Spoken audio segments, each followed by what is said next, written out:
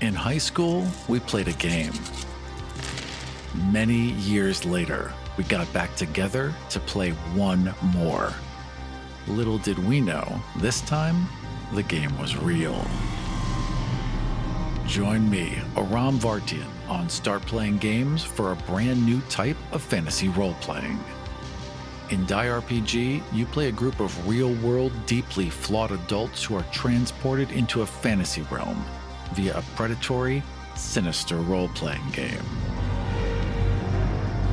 The game transforms your characters into paragons and rewards them with strange and frightening powers. In Die RPG, you are confronted with your truest desires and deepest fears. And only you can decide when the game is over. Check out all of my available Start Playing Games campaigns at aram.gay. My name is Aram, and my pronouns are he, him. I'm the producer of the Dungeons & Dragons podcast, God's Fall. My name's Dylan. My pronouns are he, him, and I'm a physicist from Canada. Welcome to Kill Every Monster.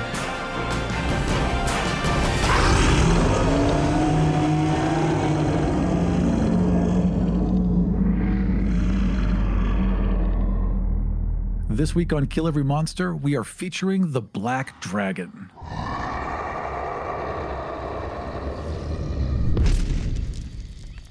The Monster Manual describes the Black Dragon as creatures who loathe seeing the weak prosper and revel in the collapse of humanoid kingdoms.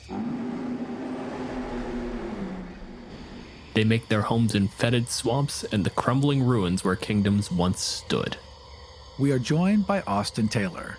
Austin is a professional podcaster, narrative designer, game performer, and therapist. They are one of the designers of Demos Academy and a cast member on Transplanter RPG. You can find Austin over on Twitter at Sailor Scout Austin. Welcome to the show, Austin. Thanks for having me. I'm ready to bully Dylan. I am particularly excited. We've gotten some pre-game done. I've been catching shit over my dragon opinions for the last 3 weeks. From the beginning of this show, Dylan and I talked about what to do, when it's going to happen, but where do dragons fit into what we're doing? It was brought up right away. My answer was 1 episode and burn them. And I was like, no. Radical. That is incredible. Crazy, right? And we've been going, I want one individual episode for every single dragon. Absolutely. I wanted one a season. I wanted to promote it Absolutely. Big time. Dylan put the hard brakes on it. So now we're trying to negotiate. You do one a season, and then you do one on Tiamat, and then you do one on Bahamut, and then you're done with dragons.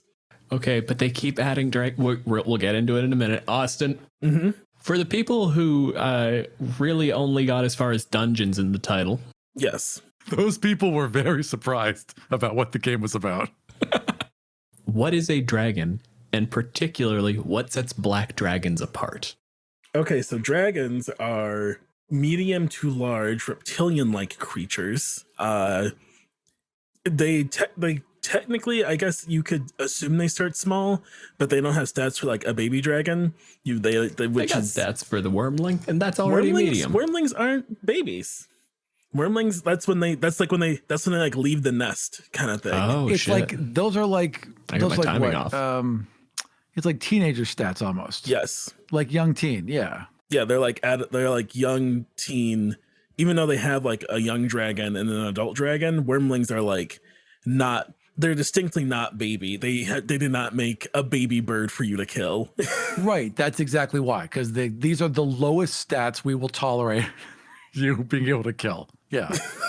I'm very proud of Wizards for drawing that line for once. You can kill our teens, but not our babies. Yeah. I ran a game recently where there was a wormling hatching. And people were like, oh my god, it's a baby. And I had to pause. I was like, let me make something clear. Dragons do not come out as wormlings. This is weird. This is meant to be oh, it's weird. They come out as babies, but I'm not going to stat a baby. No one should stat a baby. What's the baby stats? You're not fighting the baby. You don't need to know. That being said, I don't know you know what? We'll talk dragon ecology in a minute. First things first, let's finish the goddamn definition. Yes. So yeah, That's large my fault. reptilian-like beings, wings, defined by having a breath weapon of some sort, and usually resistance to their own breath weapon. As they get older, they get like change shape features in their actions, and big old whore. They like stuff. Some like stuff. Some like stories. Some like people. Each dragon's horde is its own unique thing for what they like. Black dragons specifically are meant to be like the most bad guy dragon. The most evil-tempered and vile of the chromatic dragons, black dragons collect the wreckage and treasure of fallen peoples. These dragons loathe seeing the weak prosper and revel in the collapse of humanoid kingdoms. They make their homes in fetid swamps and crumbling ruins where those kingdoms once stood.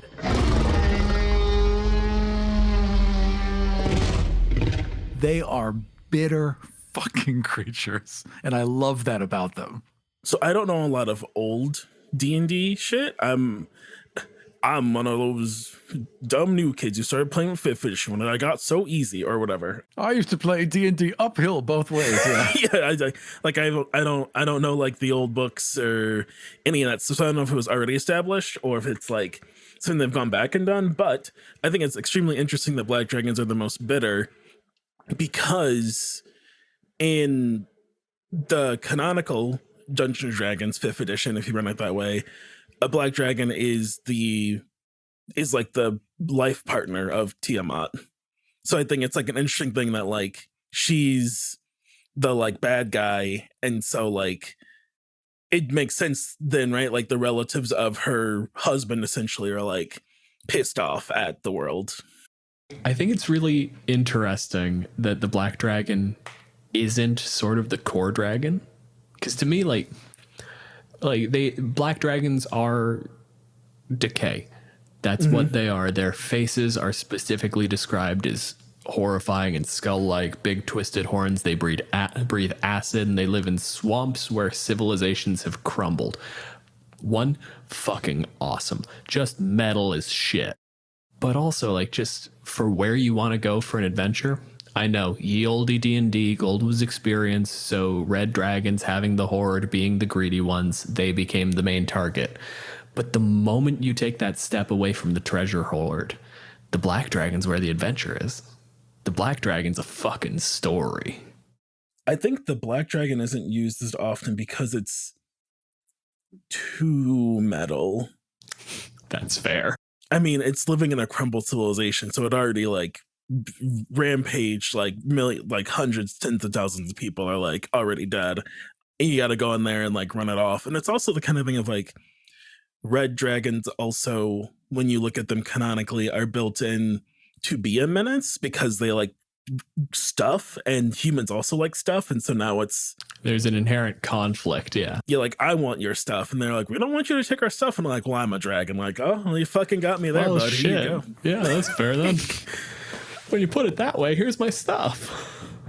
Red dragons are the big hammer. Red dragons are the dragons that the black dragons manipulate, because the black dragons spend all their time thinking and being bitter about and being angry towards and just finding little inroads to cause established humanity damage. And if it's a red dragon, it's one of the tools they'll use. So the black dragon kind of always like, they're more of the puppet master dragon as I would see them. And then if you do mess with them, they're also monstrously evil acid horrors, which is frightening in its own way. Like black dragons specifically don't hang out near society. I mean, when you get from a black dragon's lair 6 miles, which, you know, we all are talking about 5th edition. 6 miles is like fucking huge when you talk about your squares 5 feet. Like when you move 30 feet in 6 seconds, like 6 miles is like, oh, like I'm not going that way, because 6 miles out is just like festering swamp. Like I'm not going in there. You have to want to find a black dragon.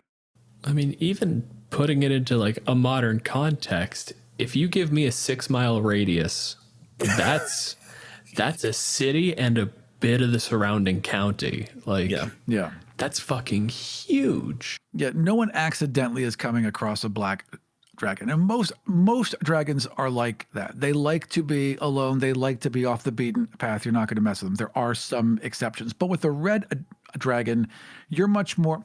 I think with a red dragon, you're much more likely to bump into territory it thinks it belongs, that belongs to it, right? And with the black dragon, no one's casually walking through the swamps. No one's taking a caravan. Like if you're in the swamp, you're either a adventurer or you're like looking for something, and you can't be looking for something because that's their stuff. Yeah. It's also like it's 6 miles of swamp. It's foggy. No water can like be. It's not drinkable, potable. Yeah. It's not potable. That's the fancy Jeopardy word. Yeah. Like, imagine you take out your canteen in the swamp and it's like, this is sludge now. Okay, clearly this is haunted or I need to turn around. Do you know what this is? There's a ton of horrible features about a dragon's swamp. One of them is ennui. Creatures that spend a year within 10 miles of the dragon's lair are filled with listless despair. Atreyu died in a black dragon swamp. Yeah. That is absolutely what happened. That's why they died, because a black dragon made them sad. What a terrible place to be. Terrible, awful place. You should turn around. And then you get just the lair actions. Anytime something has lair actions, like that's when you're done. Like this thing is, reality itself has crumbled. Like the civilization has died, the swamp is rotting, and the entire swamp looked at the dragon and just went, yes, sir, I'm sorry. Even the birds are meaner if a black dragon is around. Literally, there's a whole thing about how the birds are meaner. In D&D, I fought things with flare actions 2 times, and both times was miserable. And I was like, I can't imagine in the fiction of like someone, I was like, I won't leave because of the story, but honestly, in the fiction, like you're like, listen, this isn't working. We need to go. Fuck this. We should stop We're this. leaving. Yeah, I mean, the first guy who dies in the swamp because of the like half alive mud, it's called grasping muck in the description, where the mud will get up and grab you and drag you under. The first guy gone, you're like, you know what? This artifact, this treasure sounds great, but I don't think we need to find the black dragon anymore. I think I'm gonna go be a farmer. How much deeper in could he be? 6 mile radius, you say? Yeah. How far are we? Half a mile 200 in? feet. Whoa. The very idea that anyone would see one of these things fly overhead and then think, hand me my sword. I can do it. Let us go take care of this problem. It's insane. It's like watching a volcano erupt and going like, shit, fire extinguisher me. I'll get it. It's fine. I know we've hunted mammoths. I know we hunt big things, right? But that just seems just a factor beyond. When you look at scaling, like I got the Tiamat like big figure thing, like statue fucking thing they released, and it showed up to my house in a box wider than me, and I put like a normal mini next to it, and I was like, scaling of this is just like, you see, because like she's as big as like other dragons, like she's large, like you see that on the horizon, you're like, we need to dig a hole, get in it, and pray it just leaves. Just gonna leave a sign. The city has moved. It's yours. This is one of my favorite games to play. Is in general, I think it was somewhere in Pathfinder. They just basically outlined that every size category is a factor of 2. So a medium creature is roughly 2 meters tall, give or take 6 feet, more or less. So large, for like 12 feet. Huge, 24 feet. By the time you get to an ancient black dragon, it's 50 feet tall. It's a 5-story building, not including wings and tail. Like, no, sorry, pass, fuck off. I'm over it. It's a smart 5-story building. It's a really smart, giant attack helicopter. So, okay, and this is where I'm going to skip ahead a little bit. In previous editions, I think up to 3.5, they might have fucked with it in 4th edition, but I'm fuzzy on my 4th ed. Dragons were spellcasters, which makes a huge amount of sense because sorcerers, and also like they're basically fucking gods by the time they're ancient. And they pulled that out. I didn't build 5th edition. I'm not in the room when it happened, but like, I'm not Jeremy Crawford, right? That's his name. I'm not him. I almost said Jeremy Renner, so you're doing better than me. And they put in alternate rules to like if you want them to be spellcasters, right? Like they get like a few spells, unless it's the gem dragons, I think, get like a lot of spells. Yeah, the newer ones have a lot of crazy abilities. We're not talking about the gem dragons today. I don't have the fucking patience for that. They also dream themselves on different planes of existence than Highlander, their dreams. Yeah, it's really fucking cool. We don't have a Patreon high enough for me to talk about fizz bands, okay? Fair. Listen, I do. Send the money to me, and I will camp outside of Dylan's house until he gets on the call for us to have a fizz bins. I think the reason they do not, the reason in my headcanon is because magic as players use them as we understand it is like new magic to dragons, because dragons were already here. There was the first world is what it's called, right? And it was dragons. It was dragons, Bahamut, Tiamat was actually 5 separate dragons, supposedly. And there was a gem dragon god, whose name I keep forgetting, who ends up sacrificing themselves to try and save the world and dies. They become like the core of the earth or whatever. I'm just going to call it earth for simplicity. Yeah, thank you. And so the way I see it is like this new magic is like what these new gods and the humanoids brought in. And so dragons don't use that.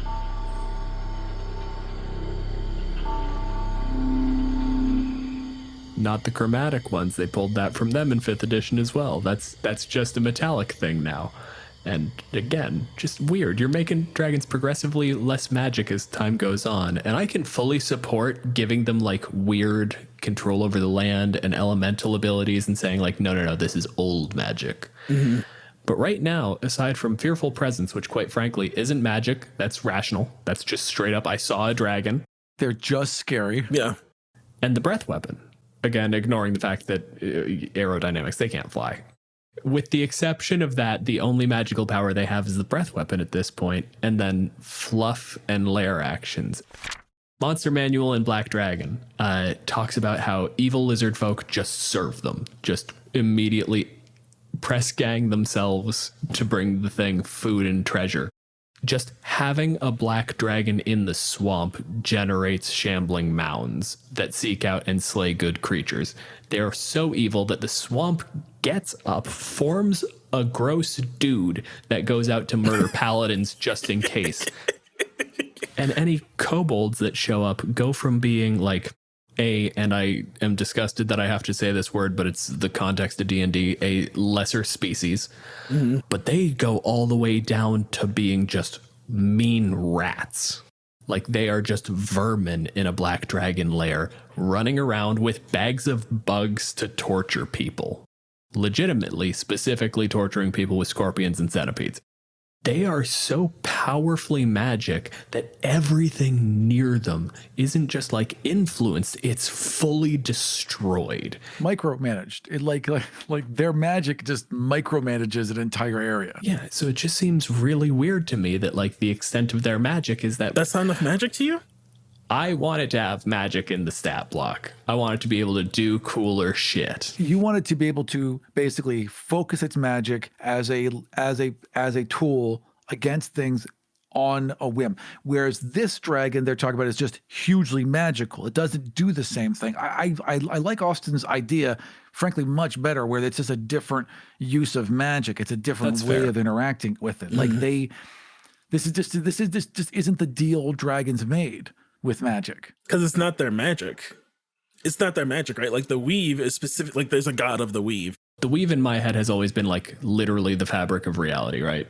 Not necessarily that there's a god of magic that gave it to people, just people interact with it. And the moment you change dragons from having the ability to cast spells, but making it more like fucking general relativity, you are so massively magic that the reality is warping around you. You've fucked up space-time with how fucking magical you are. Yeah. Okay, it doesn't cast spells, but that is the manifestation of what it is. The dragon itself is magic. Or their wings are like solar energies. Exactly. And they just collect the magics, just like the weave collects the magic and gives it to the peoples. And I think, when I run dragons, I do try and think of ways like, they're not in their lair, but how could they exert their will in other ways? I do think their stat block, especially adult black dragons, could use something that makes it feel like, besides breath weapon, tail attack, bite, breath weapon, tail attack. Like, I think if it's not in its lair, like, it feels like it should have something else in its arsenal that's like, it should be able to actually inflict that corruption. Yeah, exactly. Black dragon should be able to go gaseous. Red dragon should be able to something. Like everyone should have their own ability, I actually did that. I just realized I did that in one of my games. Yeah, when you get hit by a black dragon's breath attack, you can't, instead of damage, it like cuts your hit points. Yeah. So if you take 60 damage, you just have 60 fewer hit points. That's it. Yeah. That it doesn't heal. Yeah, it's fucking gone, and you can do some quest or something to maybe heal it. But I wrote it as like, unless you use a wish spell, like, it's fucking gone. It like this thing corrupts life. That is what it does. Because I think like you said, like, they are decay, and then like that needs to be reflected somehow. And that's like, and like mechanic wise, like, it's an ability, right? And so it has a cooldown, and I roll for it, but it can do that. And it's like, you should really fucking leave me alone. Yeah. Or even just like abilities that wouldn't affect the fight with the players much, but giving it like a siege effect, the sort of thing where if you piss off a dragon, it comes near a castle, it'll rot it. Civilization decays in the presence of a black dragon. Yep. It should be able to take down the underpinnings of your castle and collapse the walls. Absolutely.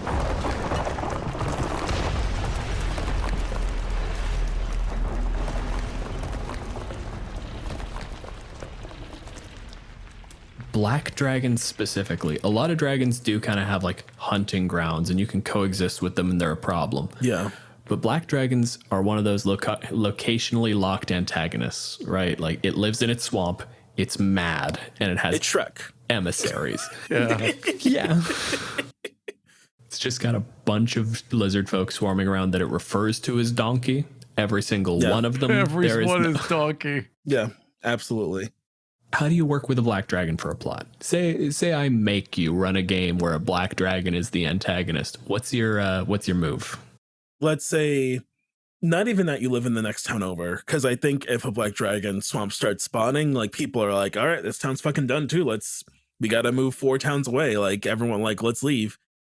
To me, that's probably how it like encroaches territory. It's just, again, by existing, people are like, we need to go, until it becomes a larger settlement's problem. And the way it makes it the larger settlement its problem, even if it's far away from its lair, is it by existing spawn shambling mounds who just come attack people. People with evil in their heart are like, feel a pull from something to like come to this swamp to do its bidding. I think it creates a very interesting way to run a game of tiers of big bads. I love anime, and I love how in anime there's like the bad guy, and then there's the badder guy, and then there's the badder guy, and then there's the baddest guy who sits in a chair like this. Austin has leaned back with his finger to his temple. Like that's the guy they got to get to, but they got to fight all these other guys first. And that to me is like the black dragon. He's, sends like, this lieutenant is like, they didn't make it back. Interesting. Send the next one. And they're like, are you sure? Yes. These motherfuckers keep coming from us from somewhere, and we have to figure out where and why they keep coming and why they won't leave us alone. And eventually find out it's this black dragon, and now you have to get to it, so now you have to fight through, 15 miles of swamp and shambling mound spawning. A dragon will 100% fight a war of attrition. Oh, yeah. That is absolutely, they would just, that grinding despair would drive them forward. Black dragons, I think, are cool because they will play the long game. They will send 15 emissaries who like run for council, and maybe only 2 win, who start stealing money. They start poisoning the water. I think a black dragon is a good one for a political game because they're not going to come fight you. I don't know if this was in an actual world book or this is just something I have in my head, but like, elven cities are going to have portals. elves are going to have the most robust transport system in the universe because they have enough time. It's not that big a deal to fucking put a gate down. But that means that if an elven city falls and a black dragon just manages to slowly push people out of it and then just show up, you have a swamp that's now just popping up at various points through the world, just rotting elven civilization from the inside out. And that's the kind of thing a black dragon does, right? That's like, they're a young black dragon. They're like, There's an elven city nearby, you say? I just have to find one elf with evil in their heart? Yeah. just one. They just need one claw hold, and I can take this whole city down.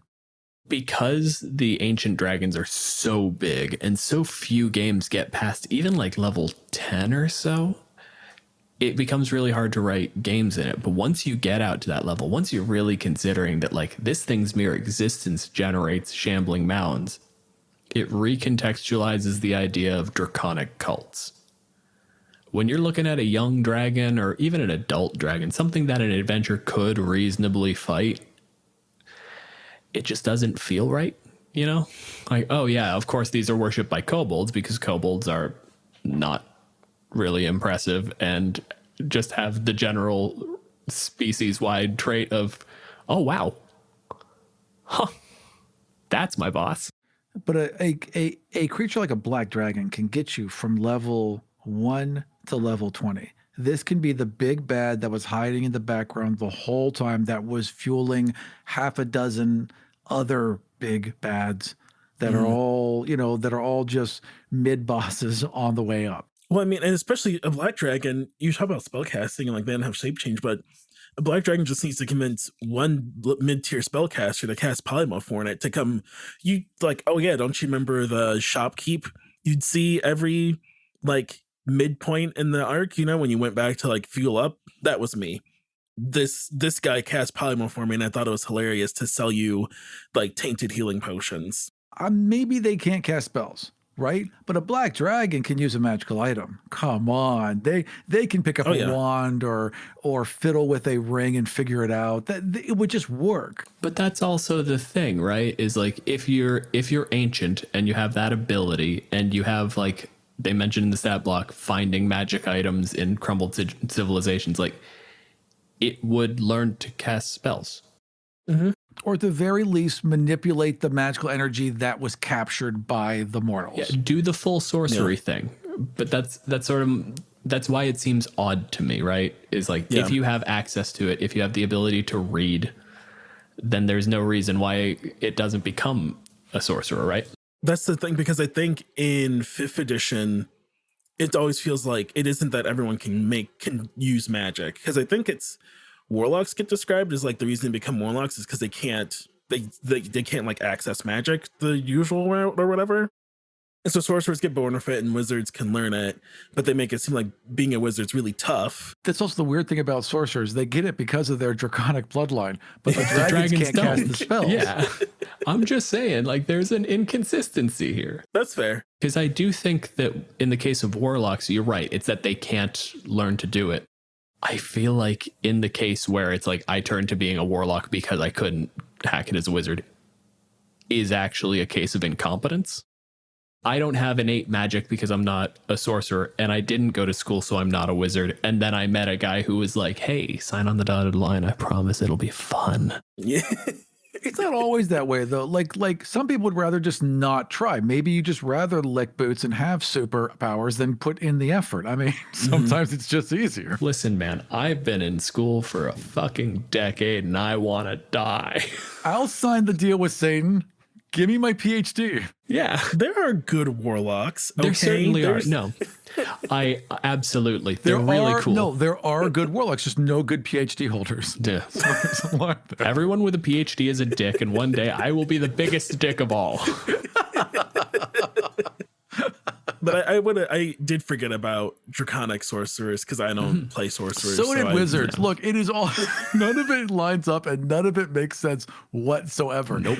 There needs to be some consistency with magic. If there is a separate, if magic is a force, right? If there's just this force named magic and weave is just like a way of like catching and funneling the magic, and dragons are simply like a magic battery, so they absorb more magic, whatever. Like if that's how individual creatures can exist with it, that's how it should be. But if you're going to set that up, you then need to firmly establish how much of it there is. And the last thing Wizards ever wants to do is turn to you and say, this is how much magic exists in this world. Eberron does it, Dragonlance does it, like different settings establish their levels, but Wizards doesn't want to tell you. They just want you to be like, here's some very rough math. Figure it out.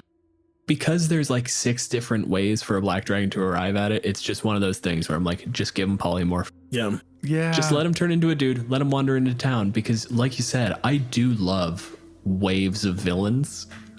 I think that's one of the best ways to handle a campaign. But also, I love taunting the players. I ran Strahd once, and I would be goddamned if more than 4 sessions went by where Strahd didn't show up and go like, hey, so that's cute. I see what you're doing there. So do you want to come to the castle yet? No? All right, okay. I'll see you in a bit. Oh, I killed all your horses while you were sleeping. Bye. Perfect game for you, Dylan. I had a lot of fun.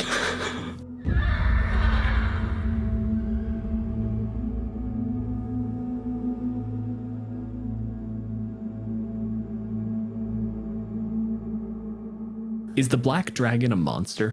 No. Well, no, you know what? Let me back up. You're a operationally defined monster. Okay. My general rule is we have a sliding scale. On one end is beasts, on the other end is humanity. If you are an animal, like a tiger isn't a monster, it's not clever enough to be a monster, right? If it does things that are bad, they're not out of malice, they're out of just doing stuff. People, other end of the scale, you choose to do bad, like you are kind of a bad person, but you can't make that ruling across people because it's not nature, it's choice. Monsters to me are that middle ground. It is something that by its being, not by choice, it is evil and does malice, like does malicious things. Verbatim read with no critical thinking, I suppose, but I think when you think about it, I don't think they're monsters necessarily.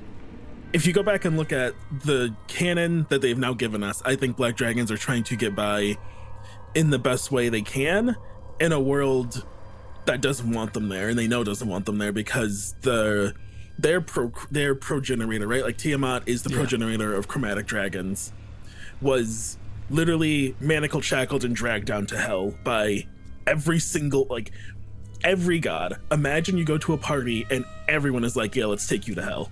Everyone. And your brother's just like, I'll visit you.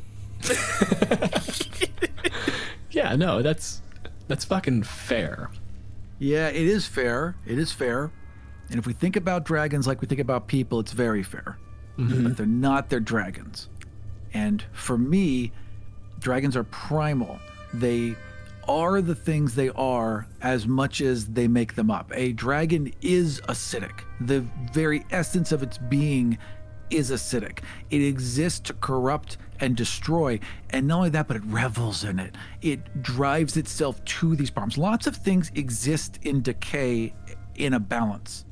This doesn't. This seeks out opportunities for more. I think by its very essence, it is a monster. It exists to do nothing but cause the worst type of pain. See, this is the thing where I sit at, is I think just by the barest slivers, like it is the furthest along the track you can get while still qualifying for monsterhood. When you take Fizzbands into account, when you add that layer of like, no, basically when you make dragons a very strange case of being the most powerful colonized people in existence. Yeah. Yeah, the moment you make it like, no, the gods showed up, created humanity in their image, and we're like, what's already there? Lizards. No, No. lizards are disgusting. We need furry things. That one's got too many heads. Put it in a hole. You got the right number of heads. You can hang out.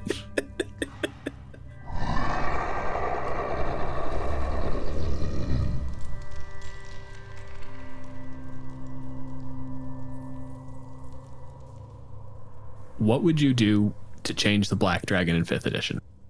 I would, per our previous part of this conversation, I would give them I think I would give them some sort of spell, something, either like a table you can roll on for like an item. Like they have, like if they are adult or older, like they have at least one relic or something that they figured out. And they might have others that they haven't fucked with, because attuning is like a hand wave thing. Like the game's like, you attune to it, you did it, let's move on. Like I think if you haven't grown up in an adventuring life, like as a humanoid, you may not know how to do that.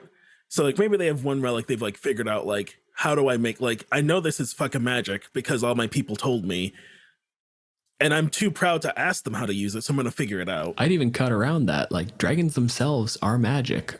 I wouldn't go as far as like true sight, but just give them like a permanent detect magic. They just look at it and they're like, meh, I'm pretty sure I know what that does. That's boring.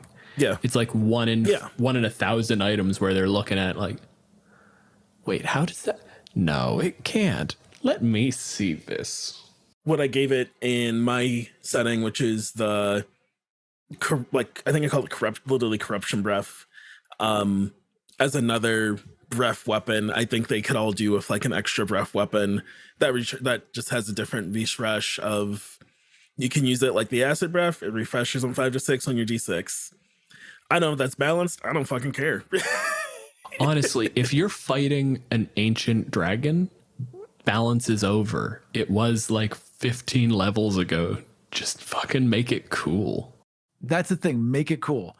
That's the thing with dragons. Like, if they're not cool, if they don't all feel cool and unique and different, that's the biggest sin you can commit with them, as far as I'm concerned. The thing that I did with them for my game to make them feel different is that I gave each dragon an offensive magical power, like their breath weapon. So they all have an offensive magical power, a defensive magical power, and cool. a movement magical power. So, and it all themes together. So the black dragon can turn into this aesthetic mist.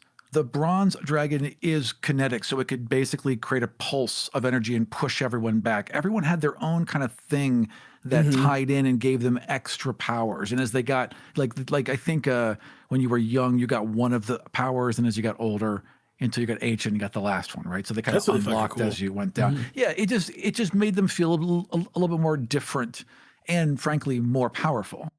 I would give a black dragon, I think, a summoner feature to summon a shambling mound. Like, if they spawn them, why can't they like be in a fight and be like, I need like 4 of you? Especially because like that's the thing you throw in like a sidebar of just like, hey, here's the quick stat block for the little swamp demons that it brings forth. Given enough time, in the middle of a fight, it'll pull out 2d6 swamp demons and their little shitty shambling, barely blights, basically. Yeah. And if it's sitting there in its swamp and it's like, it's going to be a couple of days, I'm going to put some work into this. That's where the shambling mound comes from. Just effort. I also I could see the black dragons with some kind of corruption ability, where given enough time, they can corrupt anything, any magical item, any construct, any book of magic. Like, give them enough time, they'll corrupt anything. If paladins rest too near to their lair, or if you're in the radius, you're fucked. Oh, God, but like, I'm already fucking excited. I love fucking with paladins, right? God, because yeah. like they're like so fucking like, They're fuckwithable. there are some, They're a maximally fuckwithable class. Plus, they got it coming. Yeah. because like wizards are like just arrogant, right? Or like, I'm gonna corrupt you, and like, I'll take your deal, and they're like, I'm really gonna backstab them, and you're like, okay, bud, sure, you're going to trick a 2,000-year-old dragon, okay? Of course I am. I went to university. I'm going to trick the 2,000-year-old being. I'm gonna sleight of hands them. Hang on, guys. Yeah.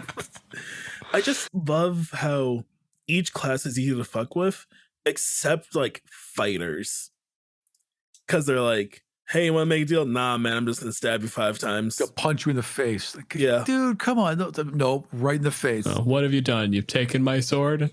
Okay, here's the thing, though. I just won't roll the dice. Yeah. Fighters bite. 1 point. You know what I mean? Fighters will bite. Like, fuck, god damn it. Because, like, martial artists are, like, doing flips. Rogues are trying to, like, sneak and, like, steal the fucking ring. Or wizards, like, I don't even have pockets. Fucking, what is the rogue doing? I think all dragons should be able to change shape. Absolutely. Agreed. This is the thing, is I don't necessarily think...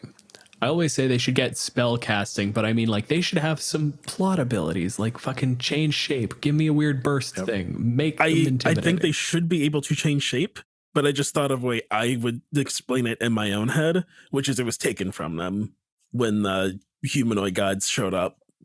Fuck those humanoid gods. Yeah. I think that is fair. But also, give me mythology for my monsters that I can slot into stuff. Everything as written in the monster manual is fine for me to build a world and be like, and there are black dragons in it. But the moment you start introducing all of this shit in Fizzbands, I'm like, yeah, I guess. And in my world, there were a lot of dragons, and then it was aliens, and now one of the dragons is the middle of the shut up. Fuck no. Stop it. Right. It's a lot. There's a lot of space everything needs to take up. We've talked about this a couple of times now. If all the giants exist and all the dragons exist and all the demons exist and all the purple worms exist and all of these things exist in a world, like, they take up a lot of space. These are big creatures. They have huge areas they'd have to roam. They eat tremendous amount of things, just the resources alone. But then when you look at, like, the physical area you need to parse off for these creatures to exist in, it doesn't work. Even to have 2 adult dragons, right? Even to have 2 adult dragons is like that, like 2 adult dragons, 500, 600, 1,000 miles, right? That would be their range. 2 adult dragons existing in the same, like, country is everyone's problem. Like, we have to kill one of them right now. So I know that 2 of you are in Michigan, I'm in Ontario, and between that province and that state, max 4 dragons. Yeah. Max. Absolute maximum. Especially because they'll be the ice dragons, and they're such assholes. No, you're only going to get the white dragon up near the top of that. Like, That's true. They're the super polar ones. Yeah. Somewhere around, maybe like, Alaska gets a white dragon. Once you hit the Canadian Shield, you start getting into, like, maybe you have a green dragon. That'd be pretty cool. I'm figuring black dragons are showing up around Michigan. You guys got some gross territory where you'd get a black dragon in there. There's one. Hard to justify a blue or a red in our neck of the woods, but Yeah. If they're really into, like, livestock. Yeah. We got a lot of livestock. Detroit's 100% got a silver dragon, though. 100% a downtown silver. Yeah, absolutely. It's just hanging out. If you're taking the D&D world as written and you're like, oh no, the metallic dragon sided with Bahamut and became part of the whole thing with the gods, and they can do the change shape, and it got taken away that's great. That's fantastic mythology. But that's, like, real world specific. Also, that means they sold out the other dragons, right? Like, if that's what you're going with, they sold, like, are they the good dragons? Okay, maybe, but that's just because they say so, because they wrote the book. I mean, if they sold out all the other dragons, are they really the good ones? I don't know. And I think that is the most interesting thing to me when I went through Fizzbins as, like, a writer and a dragon lover and a black dragon lover, is, like, it's written from the point of view of Bahamut as Fizzbin. And, he talks about, like, them as, like, the good guys. And I'm like, no, you're not. Man, this is a bunch of white people made this book, huh? Yeah. Front to back, Fizzbin is an asshole. He is just like, you do not want to be on Fizzban's side. This should be a Wicked story. That's how the dragons need to be presented, because I really do feel like it's not written the right way. And frankly, it would be the gold dragon that would be the vain one. It would be the silver dragon that would be manipulating people the most. It would make the most sense. So here's the thing with that. In reality, obviously, like, in terms of just raw person to person, all people are essentially equal. And then there's the huge amount of societal inequality. So like when you start talking about colonialization, like you need to decolonize things. Like we need to make room for people. We need to make a bunch of space, and we can somehow start to move back to a territory where people are on equal footing. When you set up a world where the colonized people are the dragons, Yeah. like, I'm sorry, bud, but the only like moral thing at that point when you try to decolonize things is literally the apocalypse. Yeah. Jesus Christ, I have no idea how you even begin to try to navigate that problem. So what is the moral thing to do? Release Tiamat? Like, I think like front to back, start to finish, she is pretty clear that like regardless of how, like when you talk about like real world implications, like she's pretty clear, like, I mean, I'm going to burn this world to the ground. Period. Like this, like I'm fucking over it. Like, whatever concessions you make don't matter. Go ahead. I will kill you all. Right. If it is like a colonization story, like fair, but we can't though. Well, that's the thing. Like why you don't give them, like, if you're going to make it a force that you absolutely cannot reckon with any other way except to try and destroy or defeat, don't make them right. Just don't make them right. But again, yeah, like when I read that intro for Fistbins, I'm like, huh, this is compelling, but now you've made the good guys the bad guys. Yes. Now like the black dragon like is right. Especially when he's sitting there like, oh, they're spiteful and malicious creatures and they revel in the collapses. No, you fucking destroyed their world. Yeah. And they're watching you fall apart under your own power. It's just that people are bad at stuff, and so the society collapses.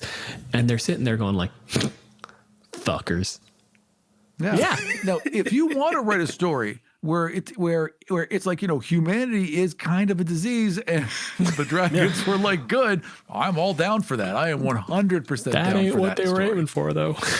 Nope. No, it wasn't. It wasn't, which is really important because it would have been a great story. And if it's not, then you can't do that. Like especially as an Armenian, it kind of rubs me the wrong way when I see stories where they're like, yeah, this immensely powerful group of people who had all the power, they're the ones who are suffering. And I'm like, nope, no, that's not how it works. That's never how it works. And that's bordering on offensive. And I don't like it. It doesn't make any, you can't tell a story that way. And it also sets up this idea that some people have real valid beefs, but it costs too much to give them justice. That's how it feels to me, and I don't like that story. I know. I think that's why I wanted to talk about Black Dragons, because like, what do they want? They want frankly, like the closest to a team I want, which is like, I want the world to be a festering swamp. Like I want each one of you dead and nothing left but rot. And there's no, like, okay, well, there's no way for me to give you that and for me to be here. That is like to an unreasonable concession, right? If someone's like, nothing will do but the world burning, I can understand being that mad. We need to find a middle ground. But if you're at the world burning and I'm at the world not burning, there's not like half the world burning. Yeah, there's either convincing them the world's worth not burning or nothing. That's the play there. You have to convince it. No, you know what? You're right. But maybe we're worth a second look. Like, that's the only way to win that one. But that's sort of the thing, is like one, D&D, not the system for it. Not the place to tell that story. Two, a millennia old dragon. And you're like, no, but come on, I'm going to show you how nice my dad was to our dog. Like, what are you going to show me that's going to fucking impress me? Like, what are you talking about? It's why I love black dragons specifically, is like white and green dragons respectively are terrifying hunting animals. They're very, very clever, but they're also like generally written to be solitary. They do their own shit. They're like, solitary and like bestial. Red dragons have an immediate and direct motivation that puts them into conflict with people, but like, it is stuff.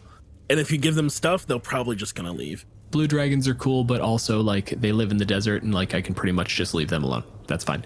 It's the black dragons where it's like, this is a villain that hates you and is waiting for you to die. And if it starts taking too long, they'll just speed it along and nothing else will do. Yeah, the only thing that's going to happen is it's going to hate you more because, look at it this way. I'm a 46-year-old man.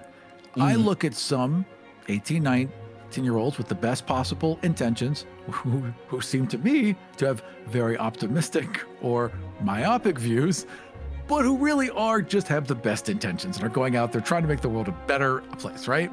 I have limited patience for them.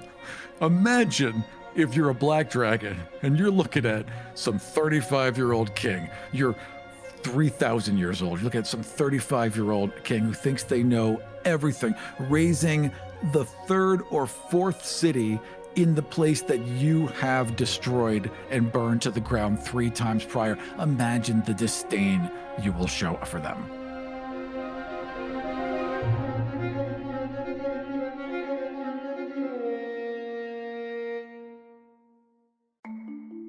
As a podcast network, our first priority has always been audio and the stories we're able to share with you. But we also sell merch, and organizing that was made both possible and easy with Shopify. Shopify is the global commerce platform that helps you sell and grow at every stage of your business, from the launch your online shop stage all the way to the did we just hit 1 million orders stage. Whether you're selling scented soap or offering outdoor outfits, Shopify helps you sell everywhere. They have an all-in-one e-commerce platform and in-person POS system, so wherever and whatever you're selling, Shopify's got you covered. With the internet's best converting checkout, 36% better on average compared to other leading commerce platforms, Shopify helps you turn browsers into buyers. Shopify has allowed us to share something tangible with the podcast community we've built here, selling our beanies, sweatshirts, and mugs to fans of our shows without taking up too much time from all the other work we do to bring you even more great content. And it's not just us. Shopify powers 10% of all e-commerce in the US. Shopify is also the global force behind Allbirds, Rothy's, and Brooklinen, and millions of other entrepreneurs of every size across 175 countries. Because businesses that grow with Shopify. Sign up for a $1 per month trial period at shopify.com/realm, all lowercase. Go to shopify.com/REALM now to grow your business, no matter what stage you're in. Shopify.com/realm.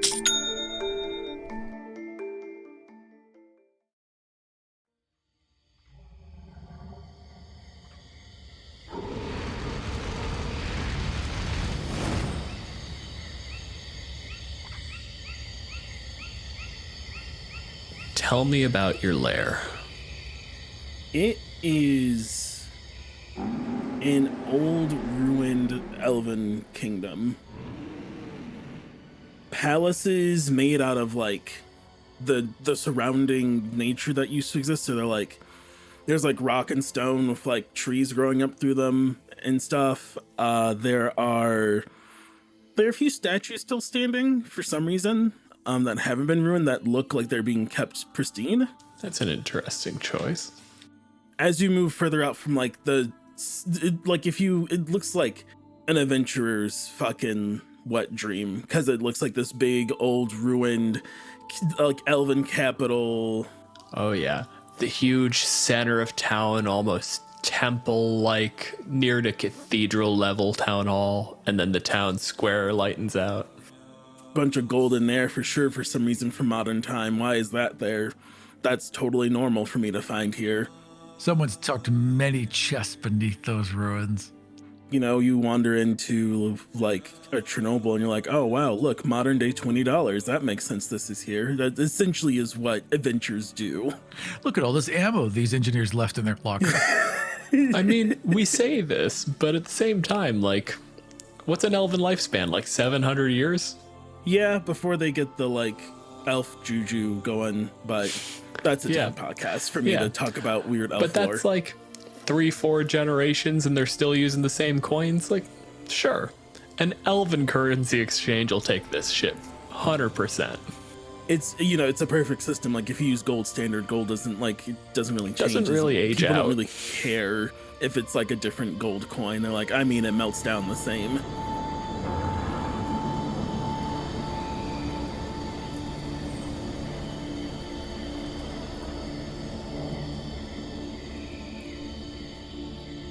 Tell me what you generally do in your lair. Is this like a long-term hibernation, or do you go out hunting?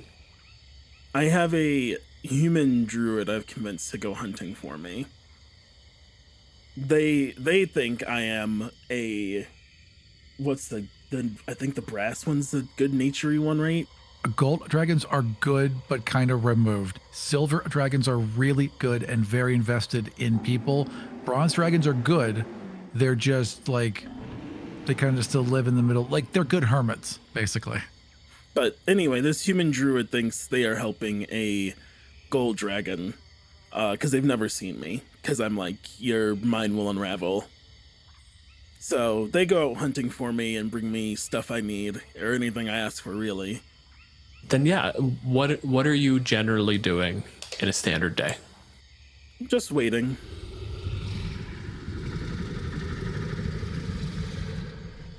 I know they'll be here soon enough. I'm pretty sure the witch, the hag down the way got my message to send them along. Yeah, did the hag tell you I was coming, and how did that happen? She probably sent it via message or sending. I mean, that's like pretty basic magic. It was definitely spiders. It was her, so they're gonna arrive via spiders, yeah. What was the fucking spider's name? Michael just scurried out of a clearing one day. Michael. Did the whole fucking babe thing. Yeah. Yeah. Michael talks exclusively by sewing words into his webs, yeah. Takes a while. She got my message to send the paladin my way. That's our cue, or what do you look like stumbling into this old elven ruin? So, when we last saw Nathaniel Territon, he still carried a lot of the vestiges of being a paladin. He still has his armor. Well, he has slightly different armor. He has a new shield, he has a new sword. He has acquired things in his couple of years in the swamps and around the swamps, the local villages near the swamps. He has been on many quests seeking out this very elusive creature. He's in there somewhere, but even those he has talked to who have dealt with this dragon have only heard whispers. They're very, very good at keeping themselves out of direct view. That seems to be their MO. So I've spent a long time searching, and I have kind of adapted to where I'm in. I wear a heavy cloak now down over my eyes. I have new scars from the various battles I've been in. I am a darker, quieter, more sullen creature now.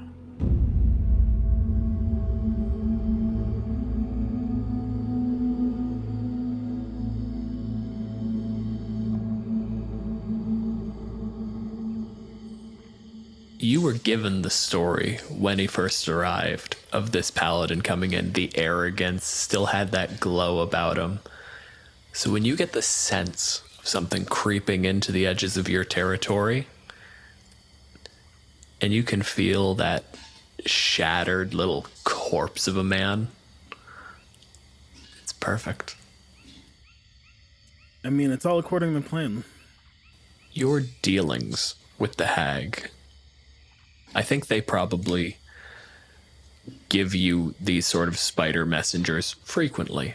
Do you have like some of these as like minor sentries about the place, or is this something that runs entirely on like, honestly, you've managed to somewhat deify yourself? Do you just have like awareness of your domain?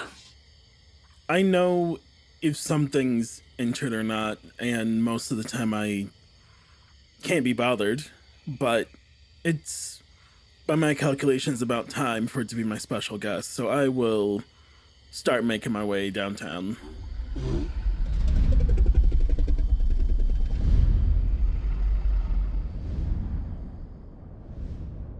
I do think when you are making your way to this this area that is my home, there's a heavy fog within, 6-8 miles. But one path opens up with the fog just parts for you. And it continues as you enter into the city. Does it kind of roll in thick and then part back? So it's a very clear kind of, okay, all right. There's no delusion. There wasn't like a wall of fog that slowly parted. There was no, wind doesn't do that. No, this is clearly a supernatural invitation. All right, so Nathaniel would just kind of nod as if it was a direct invitation, square his shoulders, loosen up his scarred shield arm, and head along the path. Austin, is this a direct path, or are you sort of leading this creature through its paces? I'm also going to start, using my paladin thing. Your divine sense? Yeah. Does that work here? Can I detect the dragon with that? You were doing this character sheet today. I never remember how that works. I know I got it wrong last time. Divine sense is... Can you detect? I don't know if it's dragons. I don't think it's dragons. I don't think it is dragons. It's like undead like and fiends. Demons and... Rangers get dragons. Paladins, it's fiends, celestials. Right. Aberrations? I think it's like the other stuff. Rangers... But like the thing that's different is paladins get like a divining rod to like go to it. Rangers just know within like a mile, like there's a dragon somewhere, and you're like, a mile is not helpful in Dungeons and Dragons 5th edition. Right. There's a dragon over there. And if you're in your favorite terrain at 6 miles, I'm like, that is like useless knowledge. There's a dragon way over there.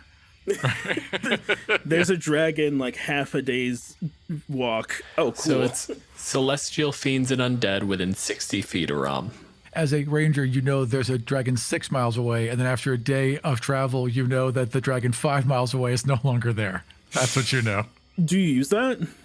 Yeah, well, I've run into a lot of things in this forest. I suspect this might be what I'm looking for, but I don't know. I've been fooled before. So yeah, I use it assuming it might not be you, basically. So I'm just walking along the path, waving my arm side to side, and as I do like this, what it looks like is a wave of negative light. It just inverses it like a photograph as I wave back and forth.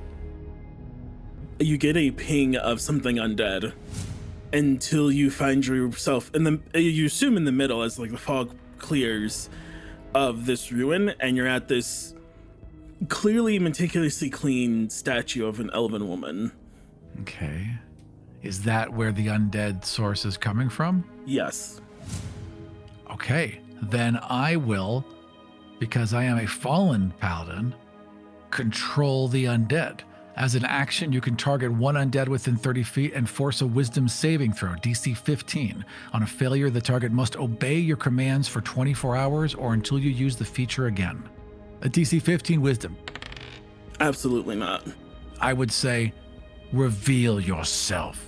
You would see come out of the statue a spirit of you assume this elven woman. It's pretty striking resemblance. Who are you? Why have you beckoned me here? You don't know what you face. You'd best leave. There are others who have thought this. I have defeated them all. I do not fear what has brought you destruction. Tell me, what do I face, Elf? You face vengeance incarnate. You might be able to fell this one, but it is not the only one of its kind. It's discovered something I am not sure how to describe, but... And you see her, she looks up at her statue. It'd be best if you left. I would look up at her statue as well, and then back down to her. Can you leave this place? No. Shame. and you are not helpful. And he would just lean forward, and he would place, he would like put out his hand in front of her and just like kind of banish her back, or like will her back into the statue, almost like be gone with you, right? Yeah, you see her disapparate. And he would again square his shoulders, stretch out his wounded arthritic arm, and just nod, because he's sure now he is in exactly the right place.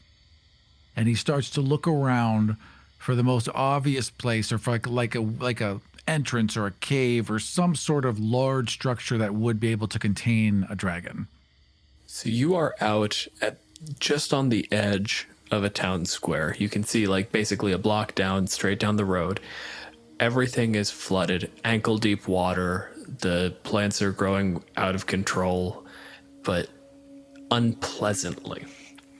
Like, when things are overgrown, it typically implies leaves. You need leaves for photosynthesis, for growth. These don't. They have thorns. They have it's just rude, quite frankly. Sorry. It's what would happen if your gardener hated you. It is wildlife grown with malice. And down that way, in that town square, you can see essentially a cathedral.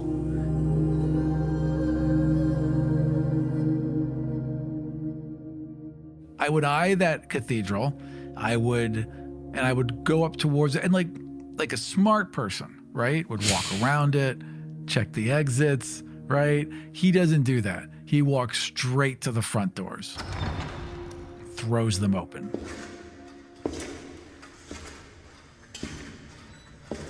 You see a young but large black dragon, assumingly staring at you. And so you realize its eyes are like no one's home. Like it's like looking but not looking. He would expectantly wait for the dragon to raise their head, stretch, make a speech. Anything? No. All right. It just sits there still. I don't know how long I don't know how long you sit there.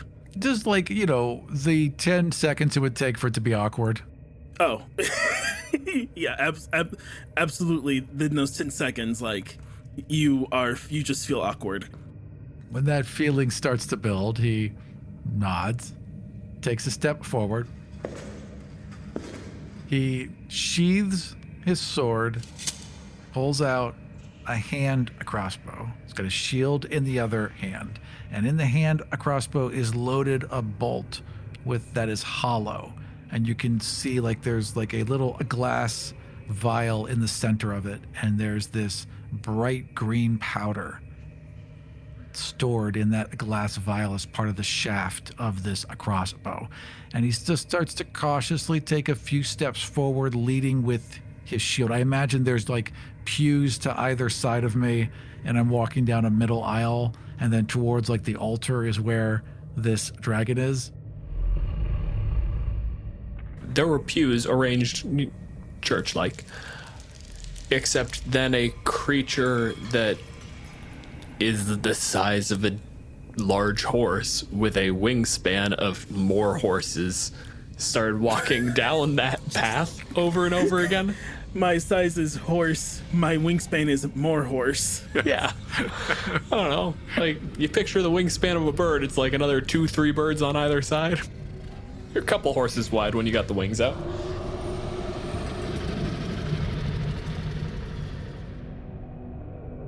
I think while you're moving down the pews, you hear movement, but not from this thing. Psst. Psst. Over here. I would look over. And you see a person in animal skins with a staff. And I would look back towards the dragon. They haven't moved? Nope. Okay, and I would oddly all right, and I would kind of hunch down and go into the pews and, hello? You shouldn't disturb them while they are meditating. if you wish an audience, just merely wait. Well, when you say them, you say there's more than one. This is the second time I've heard that there are more than one of these creatures. Oh, yes, they are a legion. How many are in this particular area? As many as there are stars in the sky. So that seems unlikely. I want you to roll me a history check. So that's going to be 17 total. 16 plus 1. So you immediately start running through possibilities. Elven cities, particularly elven cities this old, usually have some sort of connection to the Feywild. If they're corrupted like this, that connection might port over to the Shadowfell, but it could just be an elven magic thing where it basically fractures the image of an individual so they can appear in multiple places at once. Honestly, be in multiple places at once, but at the same time, like, each bit is a fraction of the power. You basically run through 30 or 40 possible explanations for this. It is coherent, but the least likely option is that there are actually hundreds of dragons. Right, I would have seen them. I've been here for quite some time. And also, they are large, and it'd be difficult to hide that many. You have a +1 intelligence around. I'm playing it well, I think. Okay. So, with that, I would look at this person, and you are... Oh, I am... Shelter. Shelter. Yes. And I would just kind of like move my little, divine sense over. Yeah, just kind of wash him a bit in it. Like, anything pinging? No, just seems like a dude. How about this? I assume they've been a problem for you. Yes? Well, me personally, no. But others, yes. Oh, yes, there are some from the Grove who didn't approve, but... Fantastic. Then when I slay this one, you can tell them it was I that freed them from its yoke. When you slay this one, wrath from beyond the skies shall find you. A problem for another day. And he would draw his sword and turn back towards the creature. When you turn back, someone's home. But still just staring at you. Greetings, creature. I do have a name, My apologies. Mine is Nathaniel. What is yours? You may call me Vindicta. Vindicta. An appropriate name. I shall make sure it graces your tomb. Which one?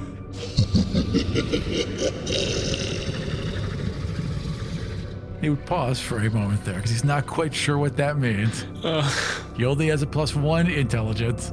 And so he stops. He's like, which one? Have you died before? I've died and been born many times. You look confused, though. Surely you know what you face. Surely you understand what you're standing in front of. Where you are. I have been sent to find a dragon. True. I needed to speak with you. So I had a friend send you along. You were taking too long. He pauses, he stops, like maybe 50 feet away. Why would you send for me? Because it's fun to see people fall so very far. Because I was bored, and because there's nothing you can do to stop me. This is kind of the same attitude I got from the hag, just a little different. Like, this is the second person that's been amused at my presence, which is not the vibe I've been going for. I feel like I'm a toddler who wants to be taken seriously, and everyone around me is like, "Aw, that's so cute," and he's just getting madder and madder. So he just clenches his sword, and he lowers his head. He's looking at you through these heavily lidded eyes. And there's this scraping noise off to the side.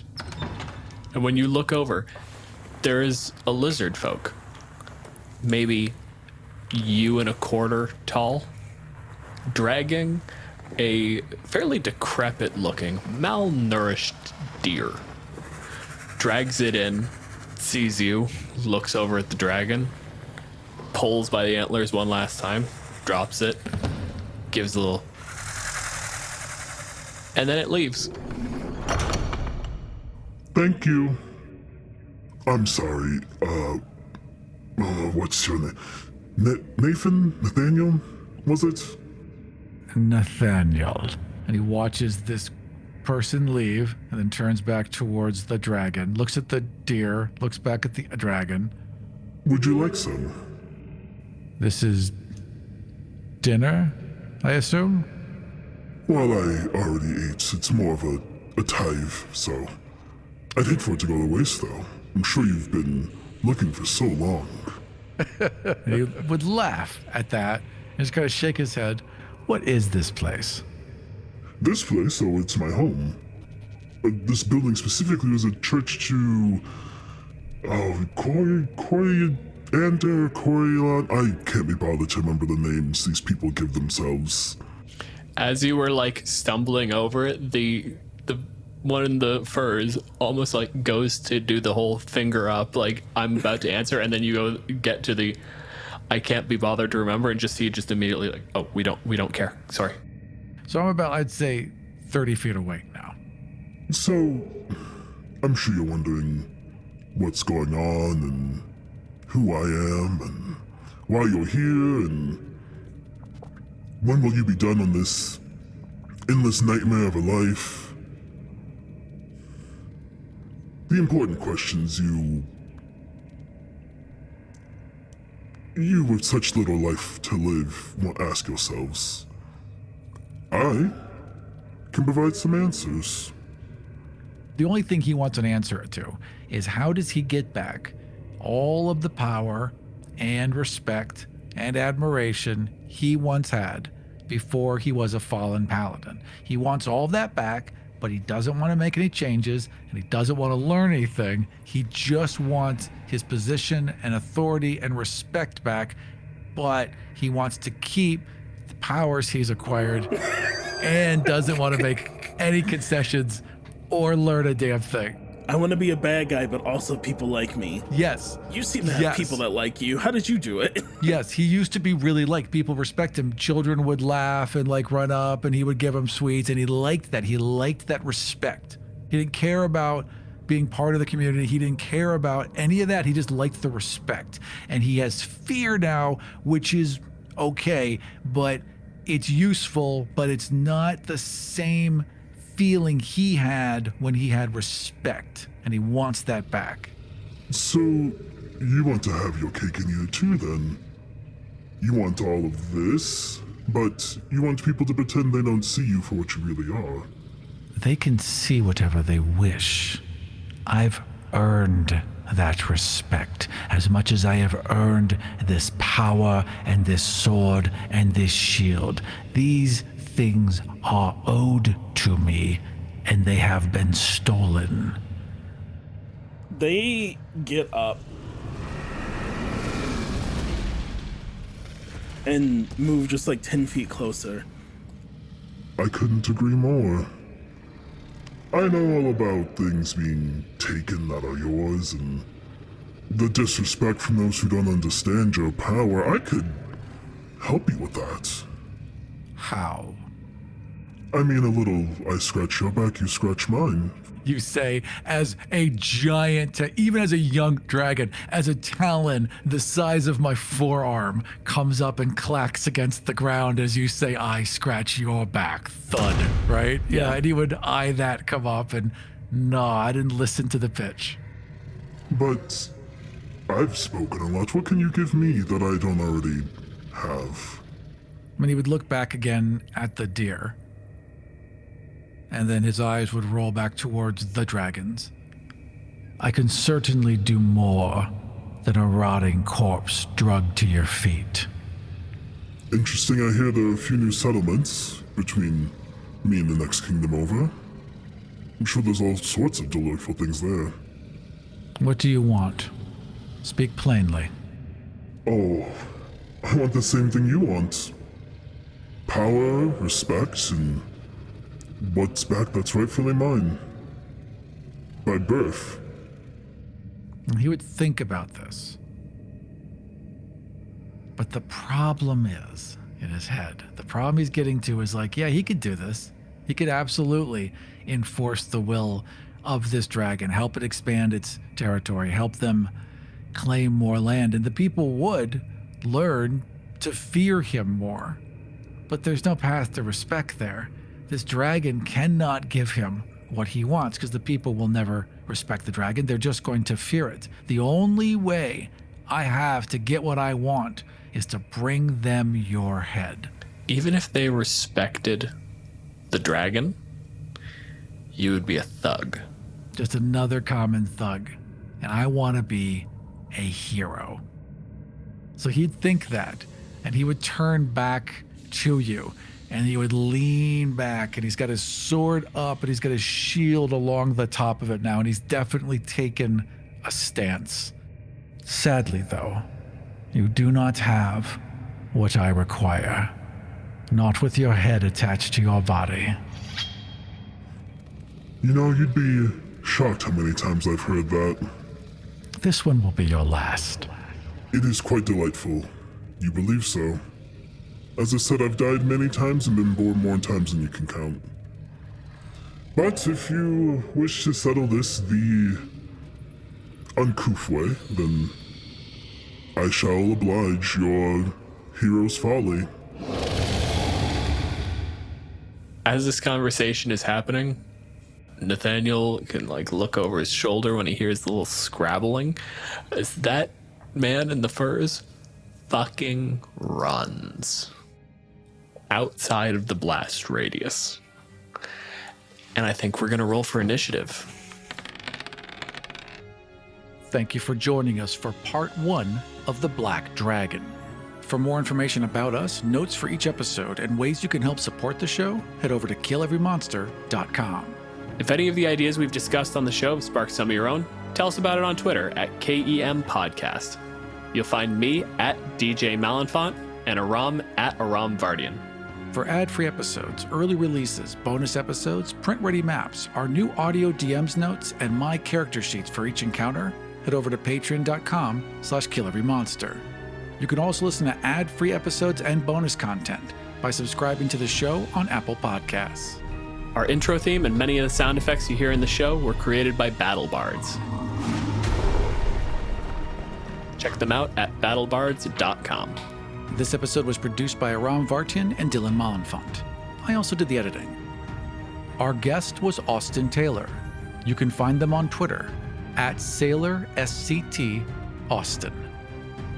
And if you are anything like me and all of that information just fell right out of your head, you'll find everything you need at killeverymonster.com.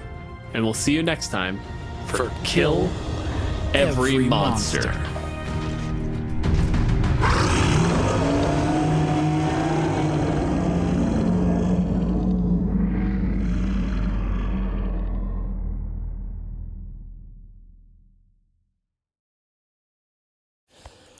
Al Capone, Bugsy Siegel, Maya Lansky, Lucky Luciano, Pretty Boy Floyd.